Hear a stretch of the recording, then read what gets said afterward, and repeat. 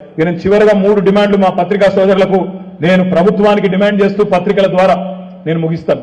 Number 1, ఈ ప్రభుత్వానికి చిత్తశుద్ధి ఉంటే, రైతుల మీద ప్రేమ ఉంటే, వ్యవసాయదారుల మీద ప్రేమ ఉంటే రేవంత్ రెడ్డి గారు వెంటనే మీ ప్రభుత్వం కోడ్ రాకముందే మార్చి 14 కోడ్ వస్తుంది అంటున్నారు. ఇయాలను రేపు జీవోది 500 రూపాయలు క్వింటాల్కు బోనస్ వెంటనే ప్రకటించాలని చెప్పి మీ అందరి హర్షధ్వానాల మధ్యన డిమాండ్ చేస్తా ఉన్నా. రెండవది, రైతులు కష్టాల్లో ఉన్నారు, పంటలు ఎండుతున్నాయి. మరి ఎండిపోయిన పంటలు ఏవైతున్నాయో ఎకరానికి 10,000 రూపాయల నష్టపరిహారం కూడా ఇవ్వాలని చెప్పి మీ అందరి చప్పట్ల మధ్యన ప్రభుత్వాన్ని నేను డిమాండ్ చేస్తా ఉన్నా. మూడవది, మీరు రైతు బంధు ఇస్తలేరు, కరెంట్ సక్కగా ఇస్తలేరు కాబట్టి రైతుల అవస్థల్లో ఉన్నారు.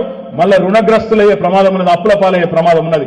అందుకే రేవంత్ రెడ్డిని నేను డిమాండ్ చేస్తున్నా, నీకు చిత్తశుద్ధి ఉంటే నువ్వు చెప్పిన మాట 3 నెలల కింద 2 లక్షల రుణమాఫీ చేస్తా అన్నావు.